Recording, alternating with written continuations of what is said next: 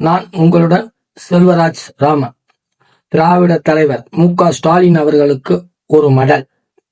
எனது பதிவுகளில் முன் சொன்னதையே இந்த பதிலிலும் நான் வலியுறுத்துகிறேன். விஜய் கட்சியான டிவிகேவுக்கு திமுகவின் கூட்டணி கட்சிகள் ஆதரவு அளித்ததை ஏற்றுக்கொள்ள முடியவில்லை.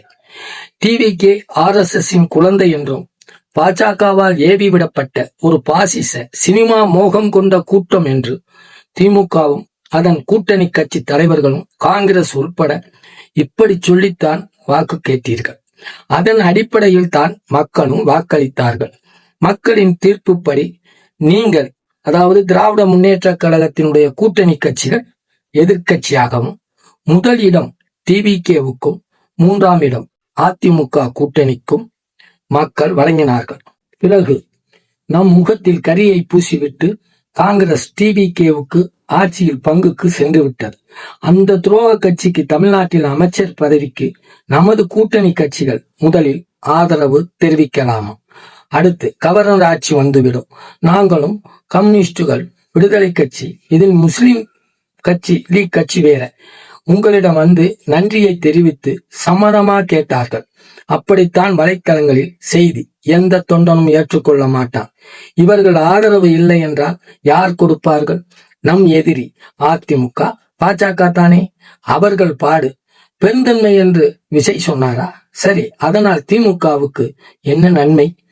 அதிமுகவுடன் கூட்டணி, அது திராவிட கொள்கையை அடகு வைத்த கட்சி, அது சரி. விஜய் என்ன திராவிட கொள்கையை அறிவித்து இருக்கிறார்? தலைவரே 3 மத கோவில்களுக்கும் வழிபட்டு யாகம் வளர்த்து சோதிடரை கைவசம். இது மதச்சார்பின்மையா?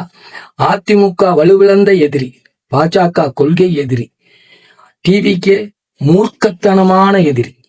நமது கிராமங்களில் கூறுவது போல் கழுதை விட்டையில் முன்விட்டை என்ன பின்விட்டை என்ன சொல்வார்கள். 3ம் எதிரிதான்.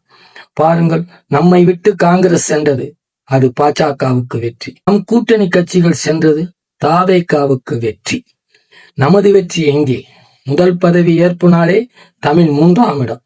நீங்கள் கஜனாவை காலி செய்து 10 லட்சம் கோடி கடன். எதற்கு ஆதரவு கொடுப்பானே? அதை மறுத்து அறிக்கை விடுவானே? இதற்காக திமுக கூட்டணி தலைவர்கள் பாடுபட்டீர்கள். ஆசிரியர் கி. வீரமணி அவர்கள் அறிக்கையின்படி அது எந்த அளவுக்கு இந்த ஆட்சி ஸ்திரத்தன்மை கொண்ட ஆட்சி, குதிரை பேரம் நடந்து கொண்டிருக்கிறது. அவர்கள் உதாசீனப்படுத்தும் முன் நாளை காலையிலே நல்ல அறிவிப்பை கம்யூனிஸ்ட், விடுதலை கட்சி, முஸ்லிம் லீக் கட்சி மக்களுக்கு சொல்லுங்கள்.